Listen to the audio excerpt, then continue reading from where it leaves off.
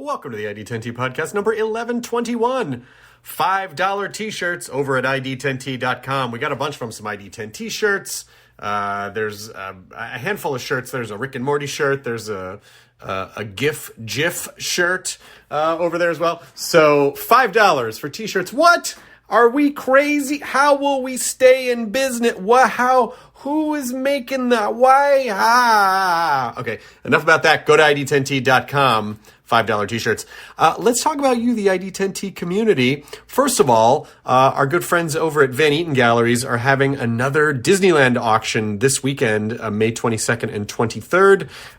If you go to vegalleries.com on the internet, then you can find it. You can find all the information. And there's just a bunch of cool new Disneyland stuff. Well, not new, but a bunch of Disneyland stuff that they're auctioning off all weekend. It's old Disneyland stuff, but it could be new to you. So check that out, Rediscovering Disneyland, vegalleries.com. And also events at ID10T.com for your thing, for the corkboard. Like Roger, who writes, my name is RJ Zimmerman, and I started a podcast about my sobriety with my brother-in-law, Monty Ball, who is also sober.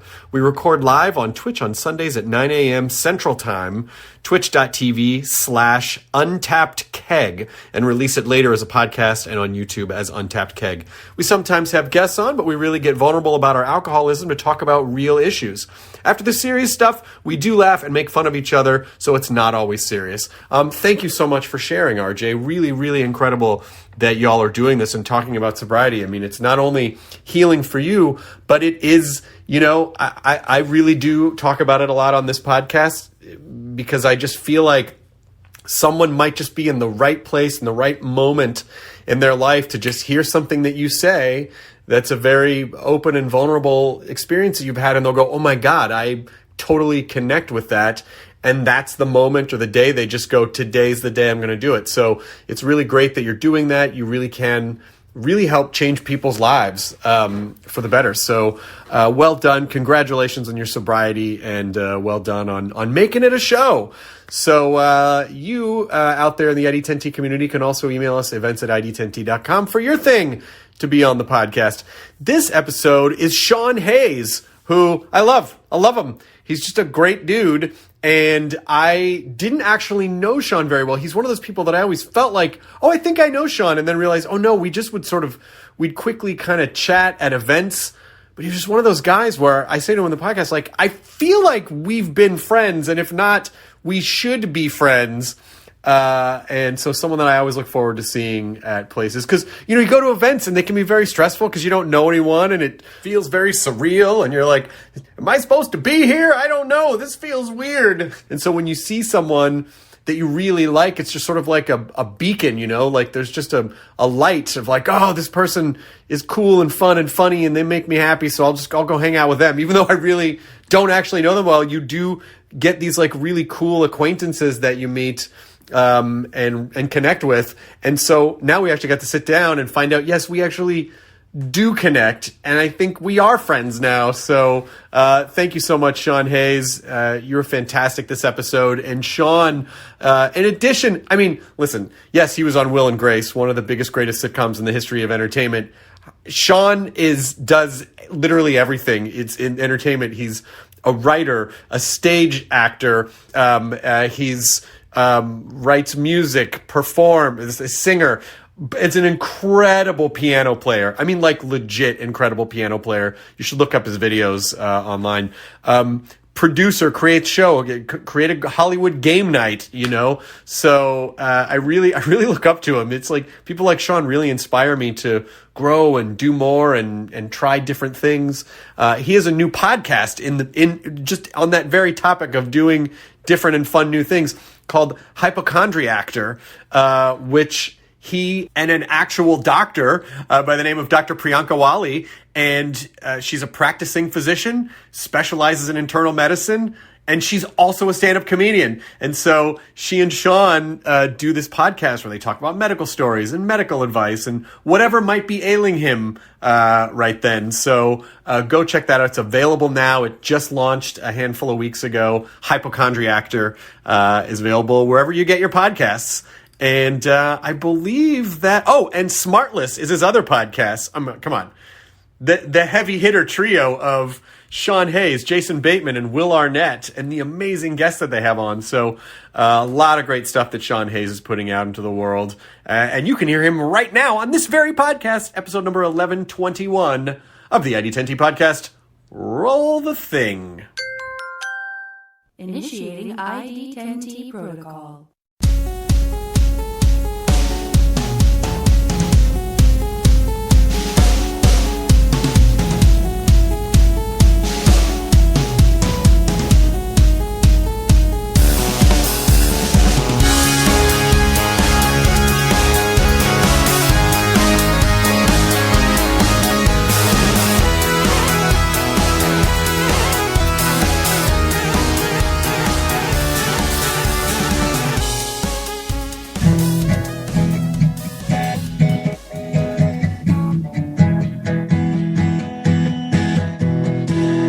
Sean Hayes! Hardwick! When you're alone and life is getting you lonely, you can always call Sean Hayes. Yeah, dude, I was going to say, you could always drink a fifth. That's the second chorus. That's how we do it. That's my God. Wait, are we rolling already, recording and everything? Yeah. Wait, so you just do it through Zoom? That's it, man. How do you do it? There's a whole fucking system and like keep going through I don't know. It's insane. I have no idea how it works. I remember when I first started a podcast 100 years ago, I had all this really expensive equipment and these microphones, and we'd go places and set it up and everything. And then it got stolen. And then I realized, all we really need is just like a Zoom H2. Yeah. And then it's so weird you say that because I bought a bunch of equipment out of the back of someone's van and set it up here. So I'm sure that was your stuff. Oh, that could have been. Yeah. It's a circle of life. It's a circle of podcast life. Yeah. Listen, as long as it went somewhere where it was being used. Yeah. But like most things in my house. Wait, how many years have you done this goddamn thing? Which is amazing. I've done this goddamn thing for 11 and a half years. Oh my God. Wow. 2010. Yeah. So idiot me, perfect, because it's called the Idiot Podcast. So podcasts were around 11 years ago? They were around way before that. There were podcasts in the early 2000s, and they were on a very like specific kind of obscure file format. And you'd have to like you'd download the real player or another player, and you'd download it. And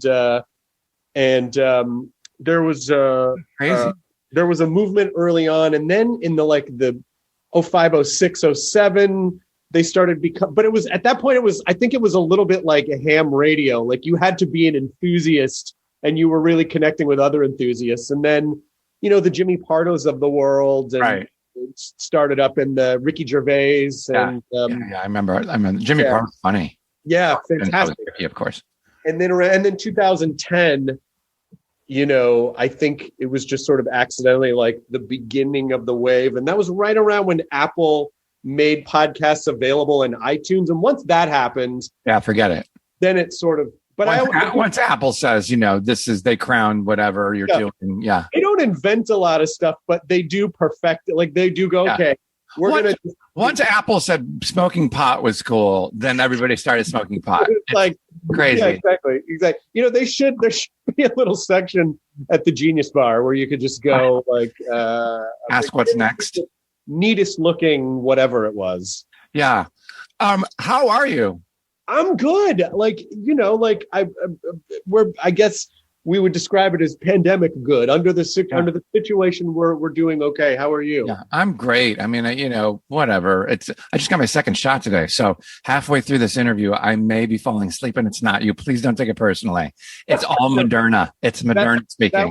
That would just be your body's immune system kicking into nuclear reactor mode. Right. Now, forgive me because we don't know each other too well. I met you many years ago, and you've always been so kind and always so generous and positive and upbeat, and you have such a great personality. But I prefaced that because you were wearing a shirt that says Fright Night. You have a picture of the night before Halloween or whatever that's called. Christmas. Night before Christmas. and the Tim Burton thing. So are you a big horror person? Wait, I know this. I already know that answer.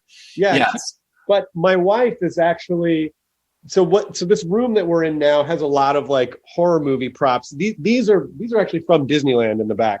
And those are real dead bodies behind you, correct? They're props, they were props in a movie. But if I sort of panned around the room with the camera, you'd see like all the horror movie props belong to Lydia. So there's a werewolf head from The Howling. There's an Exorcist dummy over there. There's stuff from Army of Darkness over here, Gremlins. Okay, so then you must know. Oh my God, what is Carell? Rich Carell. Do you know? I worked with Rich in the late 2000s on a sitcom that he directed, and at that time he was telling me about his horror prop collection. Yeah, and have you never seen it? I've never seen it, and oh my God, Chris, listen to me loud and clear. So every single Halloween, every Halloween, I don't want to say where I live, but I live very close to Rich, and he's him and his wife, nicest people on the block. They're just so sweet.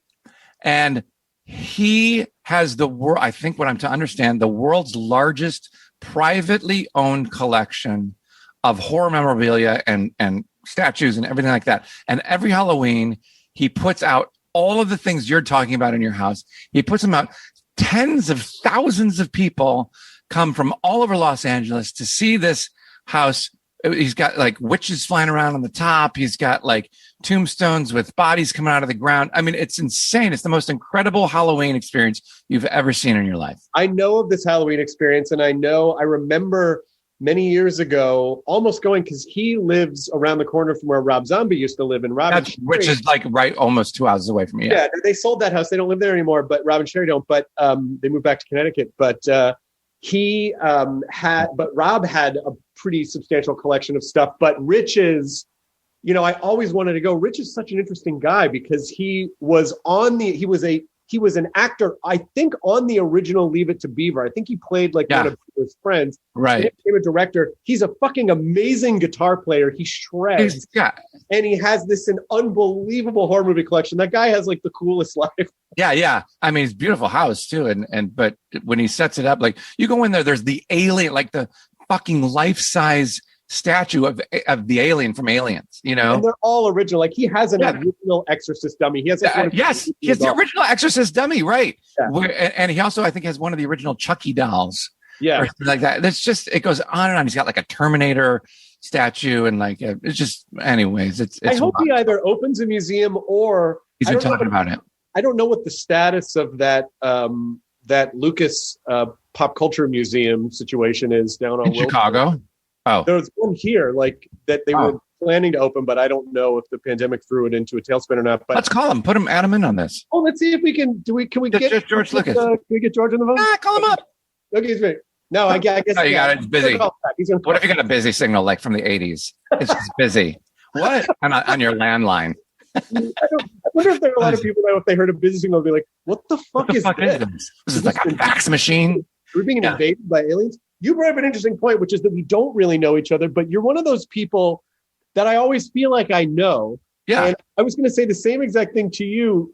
Like whenever I see you at an event, I always I make a beeline for you because I go, I got to say hi to Sean, because there's an energy about you where I feel like, did we know each other? Like, I know, right? I feel like I'm forgetting that we knew each other, but you have such a friendly, like, very, I don't know. It's a very. You're such an asshole for saying nice things. No, it's really crossed the line. Let's get George Lucas back on the phone. George, is he? He's still talking to his aunt. He's talking to his aunt. Call into a radio station, George Lucas. He's never. That's so funny. No, that's very nice of you to say. Yeah, and feeling is mutual. I think there's like whether an audience finds me funny or repulsive, that's entirely up to them. But I think in the community of funny people, you always kind of feel like each other. Like if the world of stand-up comics, everybody knows each other, and I think maybe that's why there's like this kindred spirit. There is a kindred spirit thing, and I don't know if people can hear that in us talking, but I'm going to tell you it's for real, and we're going to tell you what's real and not on this podcast. And so my love for Chris is very real. So if you can't discern, that was not real. Right. This, Right. This is real. Right. Yeah. But although I feel like George Lucas still has a busy signal. Try him again. I feel like in his house he has a phone. There's no call waiting, and it's just a busy signal. And it's always busy. Right. And because he likes to provide hope, a new hope. That once you, thank you very much, that you'll once get to him. So that's why he has that line. But now listen, what else are you working on besides this amazing podcast that you've been doing for 11 years? My God. And why did you rebrand it? Because I left the company that I was at, and I wanted to start a new thing. And so that's cool. That's really kind of what it was. That's cool. And why, when you spell the name Idiot, is it 10? So ID10T is sort of it's an old IT code. Like if you called IT and you go, my computer's not working, and they go, is it plugged in? You'd go, oh, whoops, no. They would go, oh, it's an ID10T. Because if you hear it, it just sounds like a code, but if you see it, it looks like the word idiot. So it basically just means, that's great. It means user error. Like if you call the complaint about something and it's your fault, it's actually user error. So there's a huge difference between us. I would not know any of that. That's amazing. Yeah. I always love that. I always love that idea of like, how many things do we call the complaint about? And it's like, oh, I forgot. Oh, that one was on me. I love the idea. So now, do you have producers and engineers and all that and editors and stuff for your podcast? I have Katie, who's been with the podcast for, like 7 years or 8 years. And she's the producer. And you don't want to replace her. Never. Oh, God. I have some ideas. Katie, I'm sure you're listening. Don't take it personally. I would never run without Katie.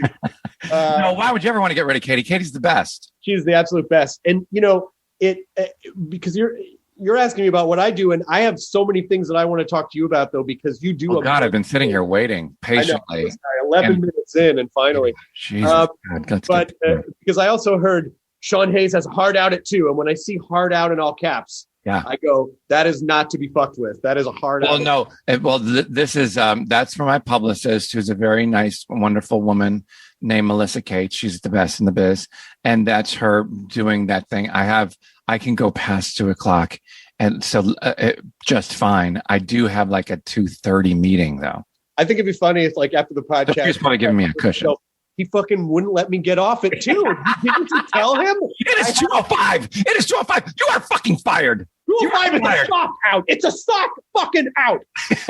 Yeah, nobody ever has a soft out. That's really funny.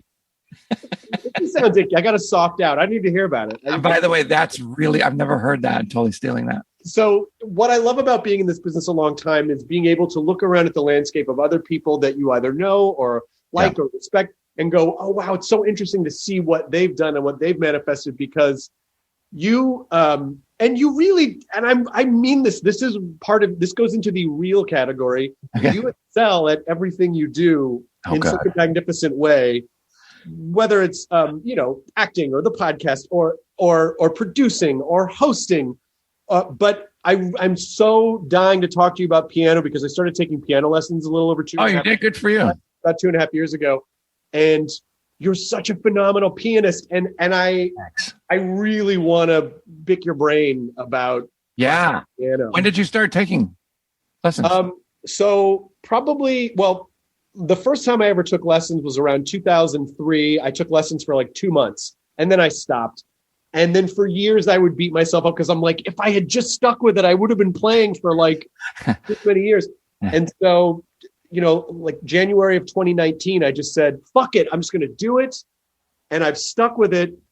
So it's been 2 years and some change. Oh, that's fantastic. And I play every day. And classical or classical, yeah. Oh, that's fantastic. And Tell me some of the stuff you're working on, or like a piece that you like, or something that you were trying to tackle. So for the longest time, I just finished this series of books called Piano Town, which was like the elementary school grade level of books. But I just finished the 4th book of that.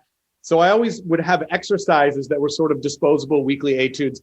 But then these kind of longer term pieces, like there's a Chopin piece, like this posthumous Chopin piece that I really love that I've been working on. Is it da da da da da?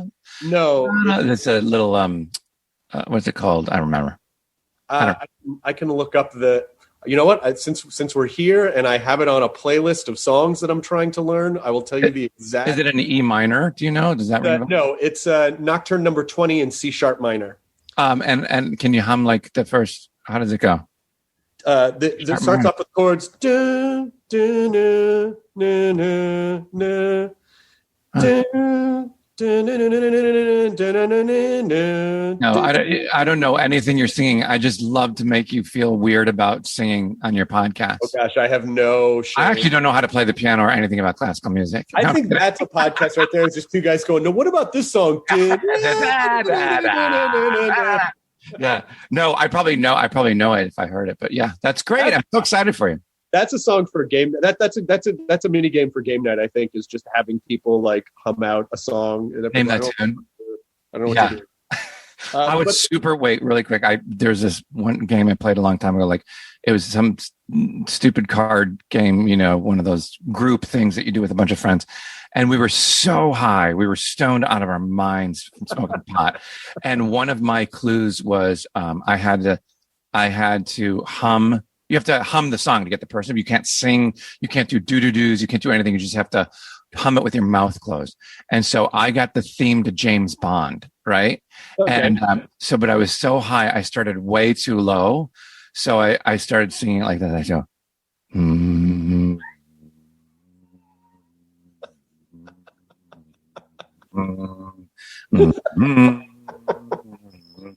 and everybody was laughing. So I'm like, what the fuck are you trying to say? Like, it makes no sense. What are you even doing? It was no, guy. And you start doing the come on, listen again. Because one of the most famous movie series that come in. And people are like, it was it was awful.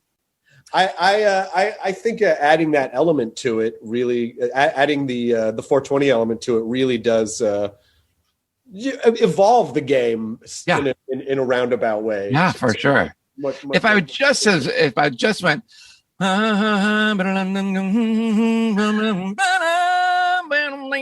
to pay for that now. I don't know. Yeah, I think so. Yeah, I think actually can we get George Lucas on the phone? Yeah, get him on the phone. Still busy. Still busy.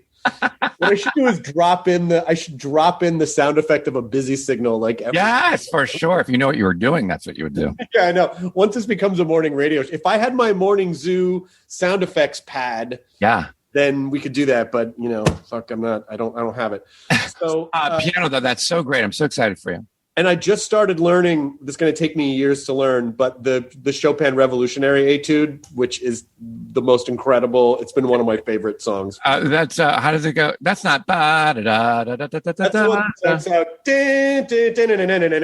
Oh yeah. And the left hand is all. It's in C minor. Yeah. Yes, and it's all in the left hand. Have you been playing your whole life? I imagine. So I started when I was 5 years old. I literally came home from school one day, from preschool, whatever the fuck I was, and it was my mom was like, "You're not doing anything after school. You want to take lessons across the street from the lady who's giving piano lessons?" I'm like, "Sure, why not? I'm not doing anything." So I just started doing that and stuck with it. And then I started entering competitions. Like when I was 17, I auditioned for the Chicago Symphony Orchestra, which was a big deal back then. I didn't get it. I came in like third or something. Probably because I played Mozart instead of like some big showy, Prokofiev. Nice try, Hayes. Next, right. Hecklers. Next. Yeah. Little did I know that phrase was going to stay with me for the rest of my life. Next, right? Or that word. But so then I went on. It was my major in college, piano performance, and then I started composing music because I thought I was going to write movie music like John Williams, but then that didn't happen. So then I got out and I was from college, and I was a music director at a dinner theater in the suburbs of Chicago. You laugh at the words dinner theater, but the shows we put on were pretty great, and the people in them are fantastic. All went on to do Broadway and TV, whatever, from this whole thing. And sidebar, Megan Mullally, who was in Will and Grace with me, she did a show there years before. It was in St. Charles, Illinois. It's called Pheasant Run Dinner Theater. Anyway, so lots of people came through there. And I was the music director, but I had this passion for acting too. So I would see all of my friends. I would be in the orchestra pit watching this, what's like watching the same movie over and over every single night. And I would be like, well, I want to be an actor. And so it looks like they're having so much fun. And so, and I did acting in high school and college. I just wanted to do it more. So I kind of switched and became an actor. And here I am. And do you still practice regularly? I do. I don't play nearly as well as I used to. I get tendonitis easily in my right arm just from texting emails and all that kind of stuff. But I'm doing a play. It's called Goodnight Oscar. And it's about Oscar Levant, who was George Gershwin's best friend. And I'm playing Oscar. And he is this very eccentric guy. If you look him up on the internet, it's fantastic. He was this prodigy genius piano player. And he's his recordings of the Rhapsody in Blue, which everybody knows is the United Airlines theme. You know,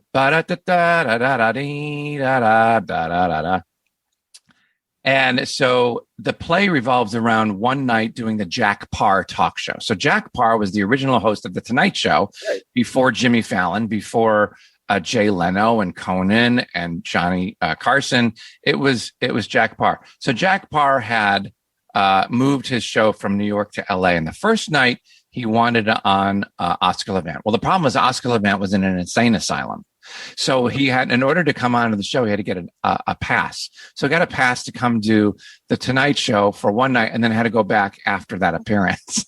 Oh my God. And so this play is about that one night and what happens backstage. And he has to perform the Rhapsody in Blue. So I had to learn that whole thing, and I'll be playing it 8 shows a week, starting in, I think we open in April at the Goodman Theater in Chicago.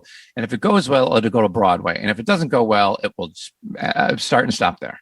Or it could go back to that dinner theater in... Or why not? Which just got demolished, but I'll still do it. You know what? Don't let that sit. How bad do you want it? Yeah, exactly. I just don't want to hear. So your theater got demolished. Yeah, I don't know. Yeah, tell us something else. Yeah. Feels like a setting for a sitcom, by the way. A dinner theater in rural Chicago feels like... I wrote the pilot of that you're talking about with my producing partner. We sold it to HBO Max. And so it's floating around out there. This makes me very happy. It just feels like... Yeah, nobody's done a show about dinner theater. It's kind of it's like Waiting for Guffman meets The Office, or that scene in Soap Dish where he's playing Willie Loman in the dinner theater. Yes, and like, what is he saying? You know, that's exactly right. I remember I was doing like some part. I was playing Tommy Gillis in The Music Man there I was in the pit. And sometimes I got to play parts, but very rarely. And I was doing it, and some of the dinner tables, the dinner tables with people sitting at them, were flush with the stage. That's how close the closest seats were. And so I would be dancing, and like couple times I tripped or fall, and you'd land right in front of somebody's freaking prime rib, while they're eating. Your face is almost in their food. It was ridiculous. And you have to you probably want to acknowledge that they're there. But you can't, because you'll break the fourth wall. Yeah, you can. It's like the fourth wall is a fucking steak. Right. I mean, what are the rules for how close you have to get to somebody's face to break the fourth wall? You've landed in their plate. You've spilled his Manhattan all over trousers. Right. It was awful. It was so funny. Anyway. And did you not also do the piano for Second City? Was it Second City? Did you play? Yeah, sometimes I played. I think I played a couple shows there, or one show or something. But I also composed music for like this one of the shows at Steppenwolf Theater in Chicago, and then. No, at Second City, I went through their training program, but I never performed on the actual main stage. I really would love some tips, and I assume that the answer is fashion tips. Yeah. Mm-hmm. Yeah. You just have to do it for a long time. But I have such performance anxiety with piano. Like even when I'm now, all the piano lessons are via Zoom, and I take lessons every week, and I can practice and get something down. But as soon as I'm being watched, I even just a sliver of my brain is not in the moment, and I'm worried about the result of the piece. I'm aware that someone's watching me. And my hands and every week I go, I wasn't making these mistakes before. I could not fucking play in front of anyone. So that's so fascinating you say that. So one of the reasons why I was happy to not pursue a career in piano performance was the notes are the notes. If you don't hit, if you're playing Beethoven or Chopin or Schubert or whoever it is, Mozart, the notes are the notes. They're written on the page. So if you don't hit the right notes, they ring so loud, and it gave me so much anxiety that it's like watching, American Idol or The Voice, and you're sitting there judging somebody, and if they don't hit the right note, right away, right? And if you're a judge for a piano competition, when you don't hit the notes.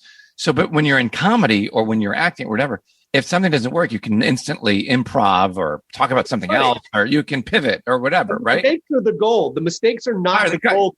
And if you have any kind of issues with because I'm a believer that perfectionism is the enemy of art, For sure. But when it comes to classical piano, it's the worst, because it's you know how this is obviously there's some room with artistic expression, but the dynamics are written, the meter is written, the tempo, everything.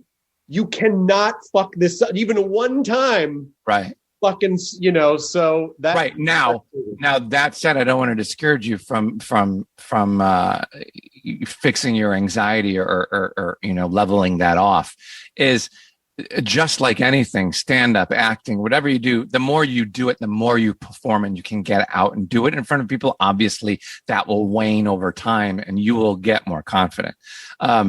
So just like anything, the more prepared you are, the less anxiety you'll have, the better you'll perform. So not that you aren't prepared, but if you memorize it, I don't know if have you memorized pieces yet? Yeah, I have for whatever reason, I like pieces kind of get into my head, and I'm pretty good about that. But yeah, because have you reached the moment where you're playing a piece that you memorized and you're thinking about where you're going to have dinner that night? Yes, but there's only a few pieces, and I've played them for an incredibly long period of time. Like, I really wanted to learn the Peanuts theme, and I worked really hard on that, and now it's pretty second nature. But there are not a lot of pieces where I can go, I wonder what we'll be having for dinner this year. Like, right. What room will we be supping in this evening? Because it becomes muscle memory. So the more you practice those pieces, it's all about practice, right? The more you practice those pieces, it becomes in your skin and in the muscles in your hands and your arms. You can free your mind and you don't have anxieties anymore. But you particularly obviously have a certain predisposition toward like excellence, in the sense that it seems like everything you do has this there's an extra something that you bring to the table, whether it's hosting or acting or music or whatever it is. And so what is that drive? Are you always incredibly driven, or what is that thing that makes you kind of seek out this would be good enough, but I'm going to make it this? Well, thank you for thinking that. I don't know that I always achieve that. But that's probably why you do it. Give you the fact that you even think that you don't means that you do. Yeah. I mean, what do you do? What do you do if you think that you've achieved it? Then you're done. You just sit and watch movies all day. We just did that for a year under the pandemic. What? So I never think it's great ever. I always think it's that was fine. I mean, when you do good, when you suck. So I was occasionally oh yeah, that was kind of good. I mean, it wasn't great or amazing. There's people who can do it better, but so I've never felt that way. So it's a really great question. Almost trying to be a perfectionist, or where that comes from, or why I want to keep challenging myself. This is probably for another day, another podcast, but I grew up very poor. Dad left my mom with 5 kids to raise. We had no money. Our heat was turned off in the winter.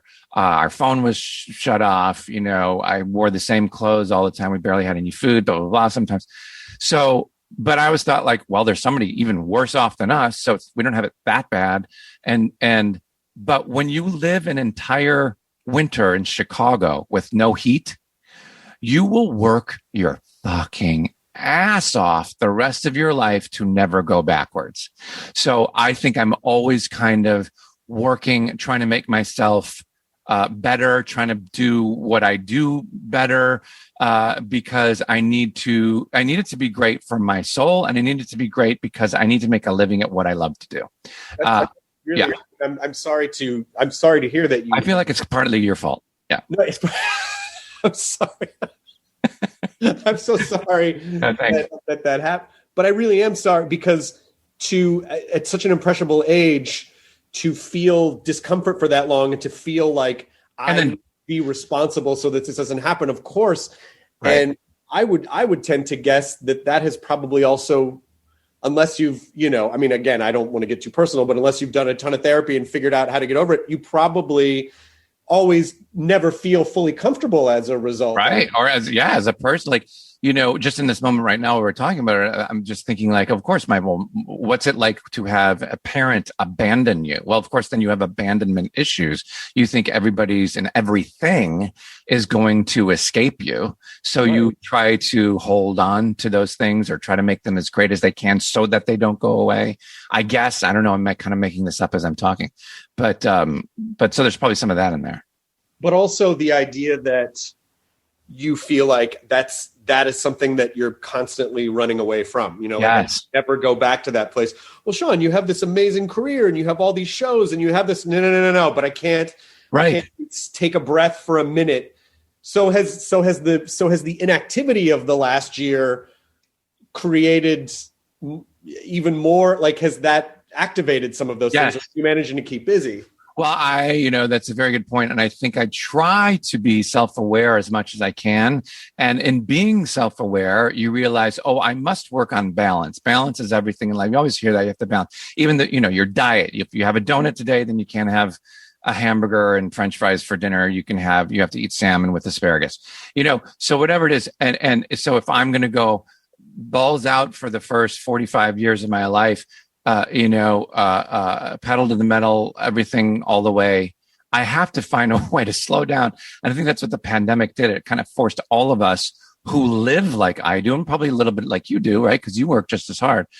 It forces you to slow down and reorganize your priorities and make you aware that there needs to be more balance. So I think that's what it did for me, is like, wait a minute, I have got to stop and smell the roses. I've got to slow down and just kind of choose the things that are important to me and pursue those with all of my might, rather than casting a wide net and doing everything. Because I used to, and I still kind of do, like if I go to Las Vegas and I play blackjack, I'll sit down at a table and I'll, like, let's say it's like a $5 table, and I'll play like 4 hands at once. Like the dealer will let me play 4 hands. So I'll play 4 hands. So at least one hand will always keep me in the game. And that's kind of how I feel about show business. Is like, if I start to develop 3, 4, 8, 10 projects, well, chances are 9 of them are going to not go, but at least one will. And then it will keep me in the game to keep doing what I love to do. I absolutely agree. And I always liken that mentality to this is a weird analogy, but I always think of it like the sea turtles, about how the turtles like lay all the sea turtles in the sand, and then they come out, and then a bunch of them get swept up by seagulls, and then a few make it into the ocean, they get gobbled up right away, and then a few just don't make it for whatever reason. And so out of all those little sea turtles' eggs, just a handful actually survive. And I feel like that with projects and things in business, like, well, you have to, because you just don't know. And there's if you put all your eggs in one basket, that's right. I think what you're saying is you have to shit out as many eggs as possible. Many eggs. You have to shit out as many turtle eggs in the sand as possible. Shit out, I think, too, is that's a neurological term. Get George on. See what he says. Get George. What are we, no, still busy. Fuck. Me. He's on the phone all the time. George is just on the phone. He just has the phone in the drawer with the clock. Right. Or remember or those old TV shows that showed the phone on the wall where you just spoke into it was so crazy. Yeah, like the whole get me Kingston 4709. Yeah. Is George Lucas there? Yeah. That's hilarious. It's busy. What's busy? I don't know. It's emerging technology. Exactly. We're early adopters.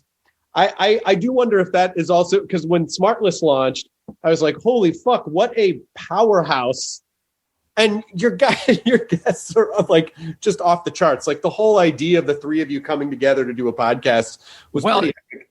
Thank you. And we have people like you and you mostly to thank for paving the way. You really, really did. And you were a pioneer. I know I'm not making light of that. You really were. You and just a handful of other people were really inspirations to this world. And so we're just having guests on that you've already had the privilege of speaking to way before we did. So thank you for that. And yeah, we just had a blast. Me, Jason Bateman, and Will Arnett do Smartless together. And the three of us have known each other for, over 20 years and have always enjoyed each other and always been good friends. And so we were just kind of like, of course, pandemic.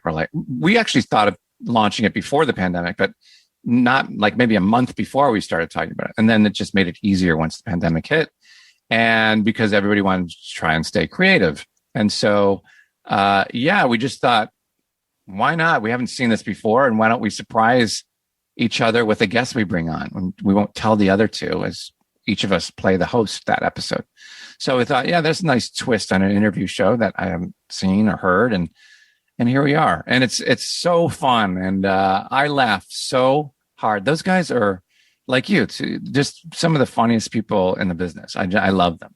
And also just the ability that we live in this kind of technological age for all this to happen where you can still be connected to people in a way that allows you, like the incredible amount of privilege that we have to be able to connect with each other and make content and put stuff out. And that was the hardest thing for me to understand. In the beginning of the podcast was like, I didn't realize it was like a work thing. I really just was like, it's just a fun, weird thing. Yeah. Then when it started being referred to as work, I was like, but it's not, we're just fucking around. Like it's not.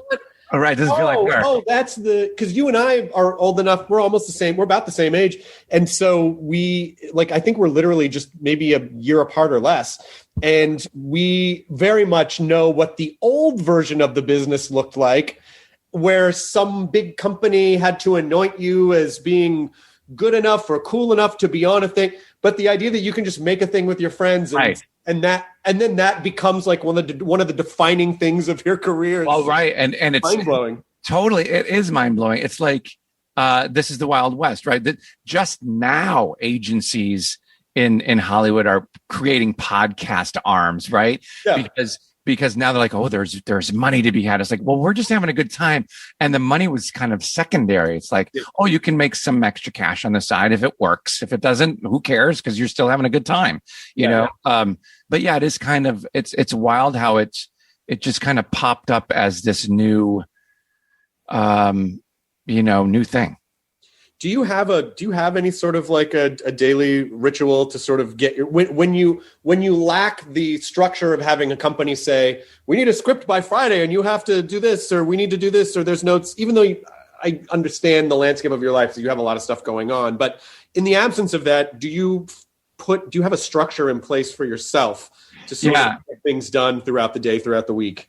Yeah, I do. It's so funny you bring that up because for the first time in my life, I'm putting my health first, because it was just like, I would have like an appointment with whatever, a doctor here or there or whatever. And I would just be like, and a meeting would come up for work. I'd be like, oh, can you reschedule the doctor? I have to do this. I have to do this because you don't want to miss out. You want to make you want to build the company. You want to do as much as you can to make it successful. But now I'm just like back to the thing you and I were talking about balance. Is like, you know what? Newsflash. I think I should probably put my health first after 45 years of not, or whatever. Yeah. After decades of not doing it. And so I'm just now saying I'm shifting priorities. So that said, my routine every week, yes, I couldn't live without an assistant who's amazing, Emily, if you're listening. She organizes mine and Todd Milliner, my producing partner, and all the people that work at our company. Thank God for Apple calendars, for your iPhone calendar. I mean, it's everything. You see everything. I have something every hour on the hour every day.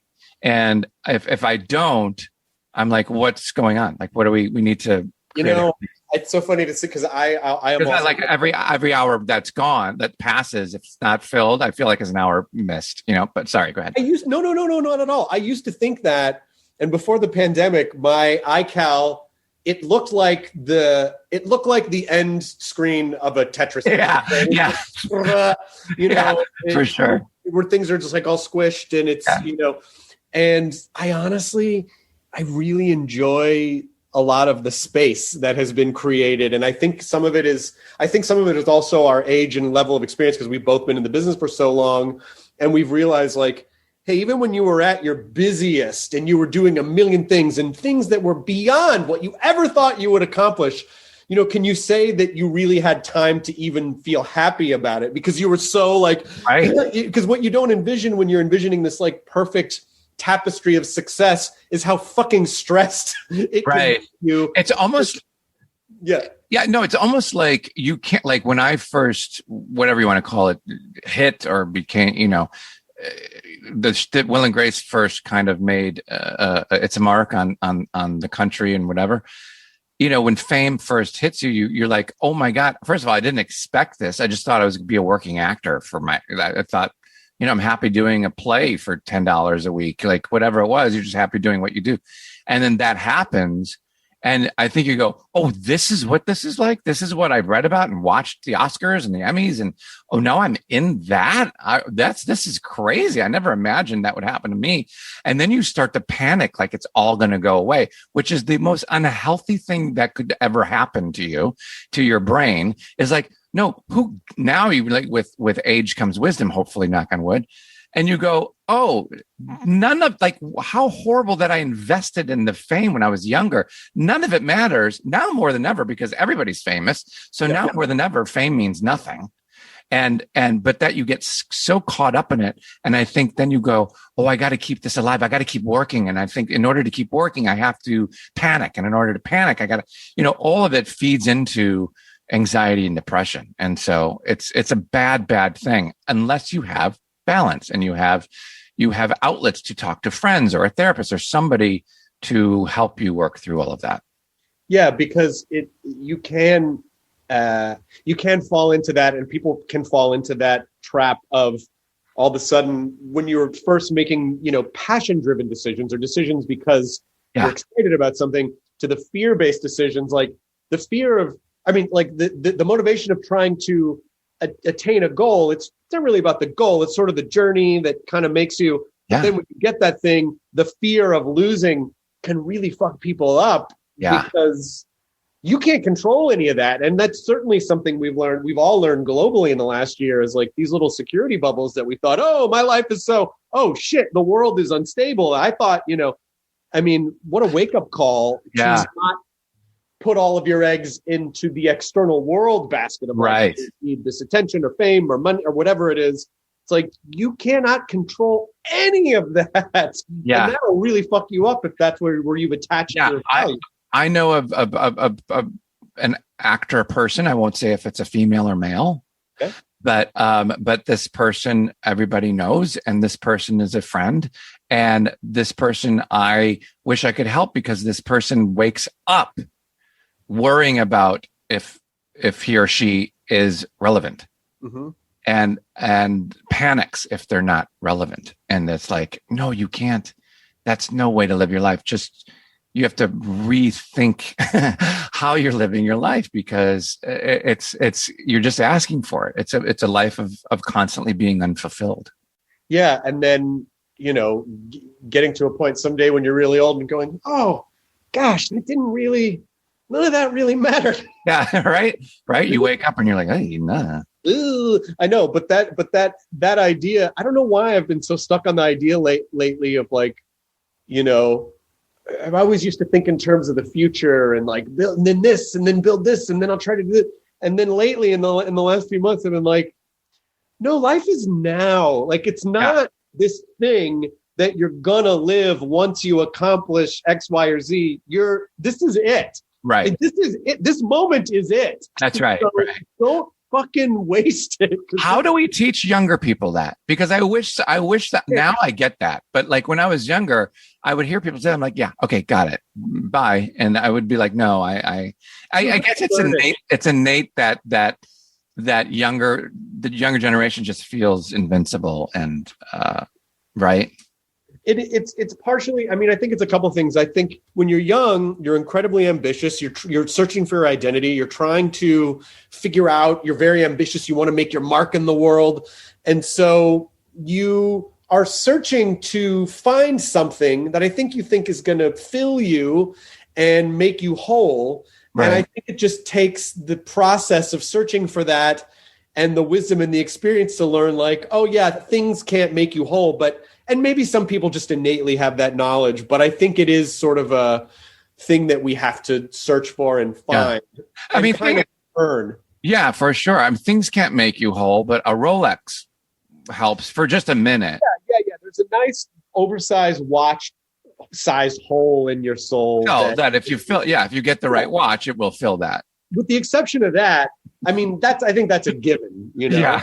That's a given. And then you can look down and watch the Rolex ticking away inside your soul as right. Just pass you by. Yeah, exactly. So I don't know. I mean, I don't know. It's sort of like how if you see someone is in a situation that you recognize as unhealthy for them because they keep making the same, and you go, oh, well, maybe you should. And they go, yeah, I can't, and we're also, everyone's guilty of doing that too, of, not taking good advice. Yeah. Not taking good advice. You just kind of have to learn through it. I think you have to just experience it to understand that. So yeah, I know. So true. So true. So very true. Is Hollywood Game Night still going on, isn't it? Hollywood Game Night is kind of always there. And if the network wants to do one episode every 3 years, they'll call us. I think it's probably run its course, but you never know because it's never been officially canceled. So it could pop up at any time, anywhere for the rest of it. I got to do that show once and it was, I just think Jane Lynch is the fucking coolest. Thank you. And you were so nice and so great on it, by the way. Oh, I really appreciate that. I met Jane like a couple years before that at an event or something. And I was so starstruck by her and she was so fucking cool. Yeah, and she's great. It just made me so happy to do that show. And funny too. Speaking of podcasts. Now, let me check. If there's another podcast that you happen to be working on, I don't know. I think George might be on hold at the moment, but we'll get back to him. He hung up. Fuck. Oh, well. Sure. But you got through, which is amazing. You were going to I did, but by the time it happened, it was like, it didn't really mean anything to me anymore. I get it. It was like, the pursuit of the goal, and then I got it. Yeah, and he sold Lucasfilm. Yeah, exactly. But if you were going to do another podcast, what would it be about, Sean? Oh, gosh, Chris, that's really nice of you. It's really nice of you to bring up. I'm doing another podcast called HypochondriActor because I am an actor who's a hypochondriac. And every day I wake up and I think there's something wrong with me. But I've kind of always been obsessed with medical stories. Like when I read or hear about a story about a health issue, I immediately wonder if it'll happen to me. I've always kind of felt that if I haven't had it, I'll probably get it. And also, like, my favorite part of some talk shows are when people from all walks of life come on and share a medical issue they have, because it connects us and it makes you think that, oh gosh, if I'm dealing with a similar issue, it normalizes it and you don't feel so alone. And it's very humanizing. Yeah. So with that, me and the folks at my production company, Hazy Mills Productions, we're always on the lookout for fresh, smart, funny voices. And this amazing woman, Dr. Priyanka Wali, came in to meet with us. And she is a light. We're like, God, here is this fresh, smart, funny voice that we're looking for. She's an amazing talent who's a hilarious stand-up, and she's a board certified doctor. So we both kind of agreed that a medical podcast that can, bring an audience hope, understanding, enlightenment, hopefully a little comedy would be a positive thing in the world. So it's crazy how it came together. I just happen to be an actor who's an undiagnosed hypochondriac. She just happens to be a stand-up comic who's a doctor. So we married the two and we gave birth to a podcast about it. The best reason to do a podcast because you have a very organic real, authentic reason, because your own curiosity and your own. And also, I do understand the hypochondria thing. And I also do believe that some of it comes from not even so much necessarily having anxiety about whether or not I have this thing, but I also think there's this meta issue of the ritualistic behavior of every time I think I have a thing and I don't, somehow that is part of my ritual that makes me feel okay. That's so true. Yeah. For sure. Do you have a little bit of it? Yeah, of course. And I really understand where you're coming from. And I think this is a great foundation because it's not just like, oh, we're just doing a podcast just because. Yeah, it's not to exploit celebrities talking about their, issues, getting to know them. It's actually like I'm truly, truly so passionate about medical stories because I always say, because I've had everything, like I always say, name a body part inside or out, and I probably have a story about it. Go ahead, name anything. A metatarsal? I don't know what that is. It's a bone in your toe. But okay, so I have plantar fasciitis, right? I have plantar fasciitis, and I have insoles made so I can walk better, so I can walk more. I'm not laughing that you have that. I'm laughing at because why would someone laugh at someone with plantar fasciitis? That's right. Yeah, it's just the idea of like, oh yeah. I can mark it. For real. Like my small intestine burst open. I almost died like a couple of years ago. I've had hepatitis A. I've had LASIK eye surgery. I have a little glaucoma on my right eye. I have a rotator cuff in my left shoulder. I've many issues. And so I wanted to start this podcast because it's all fascinating to me. The most fascinating thing is when famous people from any job, not just celebrities, but any famous person has a story of like an ER story. I love that. Like that has a happy ending. Right. I love those because there's so much drama and comedy in those stories. But we also learn so many things on this podcast because Priyanka Wali is an incredible doctor. And so for me, it's like having free medical care on my podcast. I think the first and foremost, the advice is never look anything up on the internet. Mm-hmm. Because you're always going to see the word. I think Ryan Reynolds tweeted something once years ago that really it hit me so squarely in the heart. I laughed. It was something like it was how quickly he goes from looking on WebMD to coffin shopping, where it's just like there's always I have a little pain in my ear. Oh my God! There's this horrible. I didn't know that. Right. Right. Yeah. People that had it commented on that thread, so now of course you think you have it. Right. Because if you look on the internet, you will find the thing you're looking for. But the other crazy thing too is, having been an anxiety and panic attack sufferer for pretty much my whole life, is understanding how insidious anxiety can be because it literally fucking mimics everything. Like it mimics almost any symptom can actually be an anxiety that's manifesting in some way. For sure. In your fucking head. Yeah. I don't know. So you have anxiety. You have depression as well? Yeah. I mean, I definitely have struggled with depression, anxiety mainly, but certainly, I wouldn't say the types of depression where I cannot function, but certainly that sort of like low-level depression that runs in the background, that sort of where you get caught in the thought spirals and it feels like hard to sort of drag yourself out of it. Yes, I definitely have. Yeah, me and you both. Howie Mandel did an episode. Kristen Bell's been on. Alec Baldwin. You would be great to come on and talk about it. But the thing that I've learned is that, and I asked Howie Mandel this, or I just kind of brought this issue up, is that we can't have anxiety be an identifiable characteristic of it. We can't let it define us. And therefore, if it ever went away, we'd feel like part of us went away. It's just part of who we are, and we just have to manage it. Yeah, I agree that it is. The longer you live with it, the more you kind of find ways to keep it at bay, or at least mindfulness is good, where you can sort of step back and go, recognize, oh, I am not my thoughts. I am feeling this thing, but they are not who I am. And that can sort of dissipate it as well.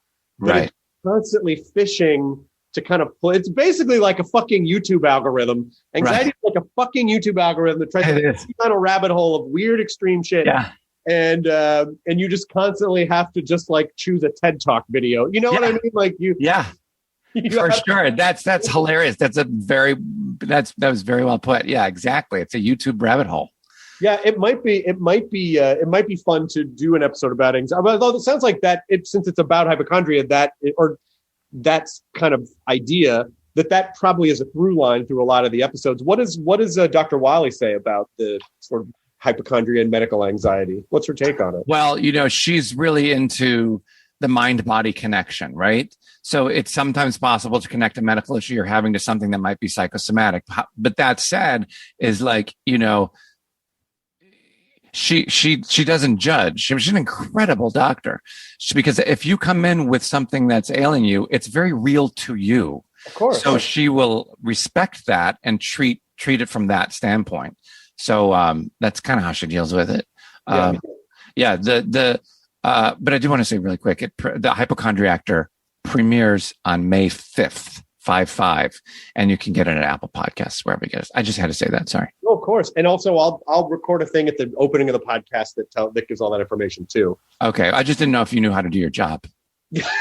Well, now that you're a veteran podcaster, you have to see where the holes are, and you got to come in and make sure that I'm fucking driving this thing. No, I can only learn from you, and that is the truth. Not at all. I still feel like, I still when I do these podcasts, I'm like, wow. Because I never, I don't really ever prepare anything.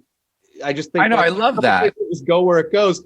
And I still get a little bit of anxiety each time. Like, what if I run? Like, what if there's nothing? Oh my God, what do I? So how many interviews do you think you've done? Well, I know we've done almost 1,200 episodes. Wow.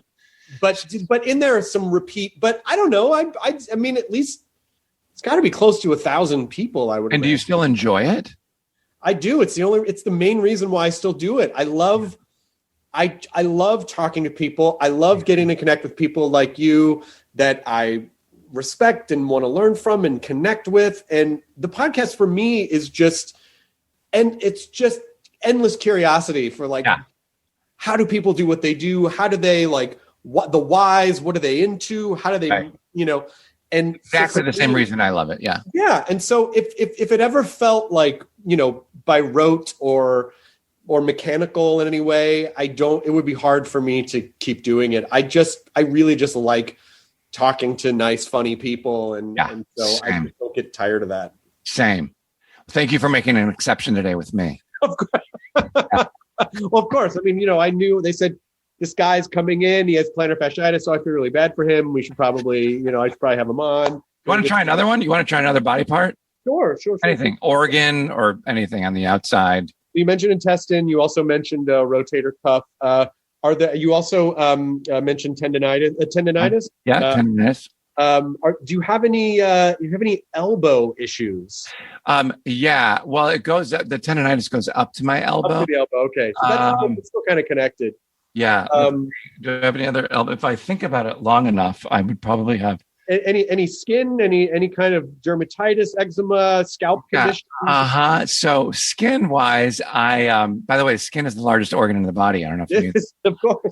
Right. And but my skin has been stretched from all the food I've eaten over the pandemic. Sure. That's one thing. But no, skin. I'm starting to get like skin taggy stuff. Oh yeah. Just like 2 tiny ones. That's age related. That just, Yeah, it's age. Yeah, they grow. Yeah.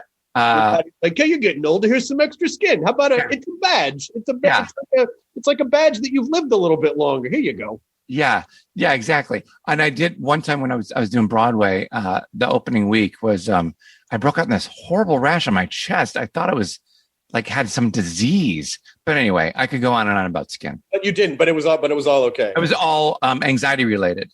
It was It was like hives from nerves. Yeah, it really does.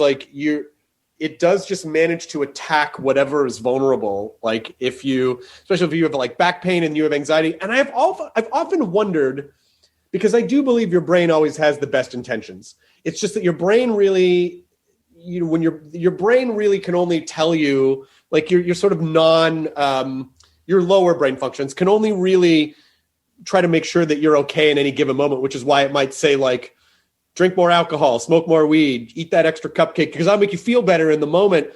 And I do wonder if one of the reasons why anxiety kind of attacks different parts of your body is because if you're anxious about something and all of a sudden your weak knee starts to hurt, you are no longer focused on that anxiety. I wonder if it's almost like your brain's way of trying to distract you. Oh, for sure. So that you're like, oh, my knee, you know, like, hey, let me ask you something. Do you ever have intestine, digestive, stomach issues, problems? Yeah, listen, since we're two old guys now talking on the porch about our ailments, I've had forever, acid reflux. Yeah.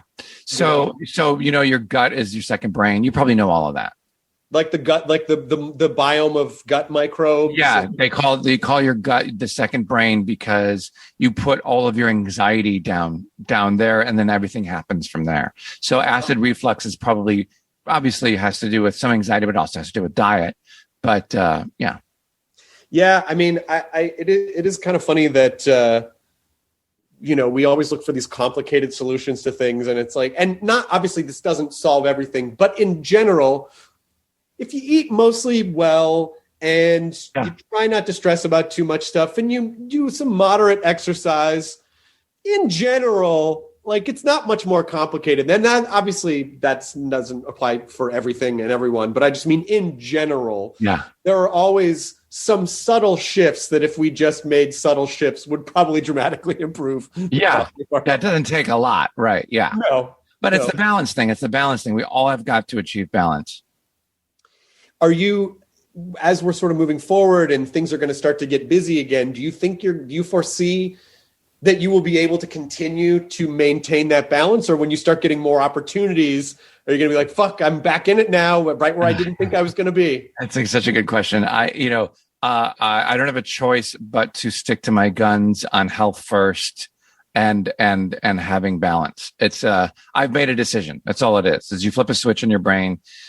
For any of those of us who've like, I got to start working out, but then you don't.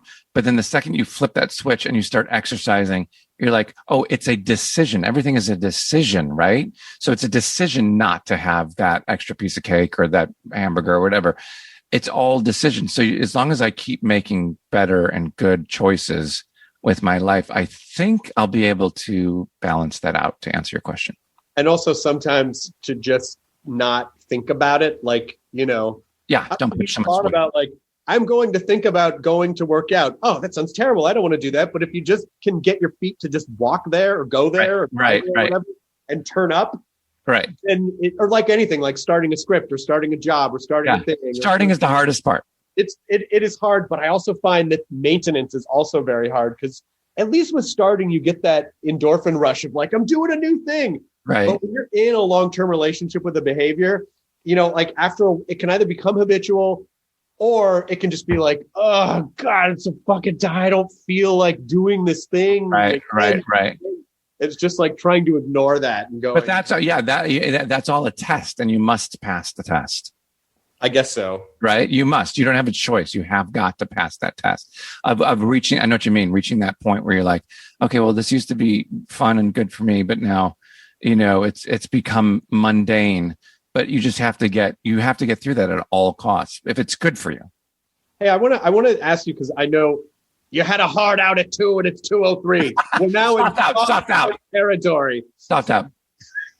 But you hosted the Tony Awards many years ago, which I think is the best awards show of any show. That's great. Yeah, me too.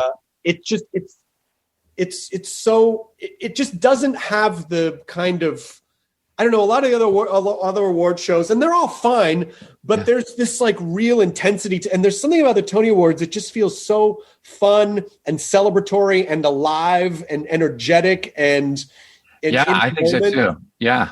And, like you did a great job hosting and, I've seen so many, Neil Harris, like it's always done a great job, and it just feels, was it as fun to do as it seems like it would have been to do? Yeah. It's so funny that well, I have to say this. We've produced the SAG Awards the last 2 years, so that's another good award show. But the Tony Awards are great. Yeah, And, Tony and the SAGs, I think, are really the top. I'm going to go ahead and say the SAGs just miraculously just inched above the Tony Awards. I feel like I have to say that. Yeah, well, because it's true too. But the Tony Awards, yeah, no, that was really fun. It was, believe it or not, it's that thing where it took a lot of convincing, because I was like, why would I host the Tony Award? I'm doing 8 shows a week. Now I have to go.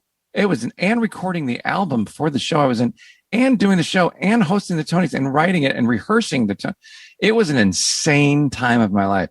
But I was like, yeah, that sounds ridiculous. Why don't I kill myself and do that? So I did it, and we would rehearse it or writing, and at Radio City Music Hall. So you're rehearsing it, and it's funny. The idea of it is overwhelming and scary and anxiety inducing. But once you get out there and you start rehearsing it with no audience over and over and over again, and then, like I said at the beginning of this podcast, it's practice means everything. Practice, when you've practiced and rehearsed enough that it's in your skin, whether that be music or stand up or hosting or whatever, all the nerves go away, because now it's not up to me. Now it's up to the audience. Like, I've done all the work. And so and something about that relaxes you. If I know that I've done the work, then it's up to the audience to tell me if I'm horrible and I suck, or that you enjoy it and you thought it was fun. So, it kind of, once you do the work, it goes away. Okay. So that's a good point, because as a perfectionist, how do you know personally that you're done? Like, do you have a trick to just like, okay, now I've done the work and I'm letting go? Or does it just never feel done? Anything? I think I have this, I live with this guy, Scotty Eisenogel, who's my husband. And he, when I drive him crazy enough, that's when I know I'm done. That's when I'm like, hey, what about this joke? Is this funny? Or is this funnier? He's like, I really done listening to that now. Okay, good. Thank you. I was like, okay, so I'm done. So that's it. Ready to go. That's when I know. Now, is there anything else that I can help you promote besides your HypochondriActor? By the way, do you know Jack? You must know Jack Plotnick. Yeah, he's hilarious. Jack has such a brilliant. His website. I used to like work on auditions with Jack, because not only was he a great acting coach and a great actor, and a brilliant improviser and comedian, but he also has this wonderful mindset about how your ego is this vulture that tries to attack you, and like pulling the way the vulture. And I learned a lot of stuff from Jack too. Yeah, he's such a great guy. Amazing talent. Incredible. Did you see his Disney characters? Did you see it? Oh my God, Chris. You will laugh so well. I hate when people say that, because they're like, I didn't think it was that funny. But it made me laugh so hard, and it's so fucking genius. He took these old Walt Disney clips of Walt walking around his studio, talking for like 5 minutes to like a worker working on part of the theme park. And in the background of this old footage is like a woman sewing that's never gotten camera time or doesn't talk to. And all of a sudden he set this up where the camera cuts to her, and she starts reacting to what's happening in the room. And he's playing all of these men and these women and all these different clips of this. It's so clever, and I've never seen anything like it. It's really funny. That's fantastic. I will definitely look that up. I will definitely. I'm not, and this is real talk. I will. That will be the first thing I do as soon as I end this podcast. Yeah, good. I will go look that up. Good. And I don't know. You are welcome back on the podcast whenever you want. I genuinely hope that there are events that we can say hi in person again at some point. Yeah. So you won't ignore me like you did last time. That's okay. That's cool. This is me a lot of the times going to an event. How did I get invited to this? What am I supposed to say? What do I do? And I imagine that most people feel that way, but I imagine some people just don't think about it a whole lot, right? Yeah, no, like you're more appropriate to be at those things than 99% of those other people. I just seek out the funny people. I seek out the comedians. Same. That's what I do. I'm like, oh my God, let's find a corner and talk about everybody. Right? That said, the next time we run into each other, we should see if we could just make each other feel really awkward by by just one word phrases. Hi. Mm-hmm. Hi. Oh my God, how are you? Yeah, great.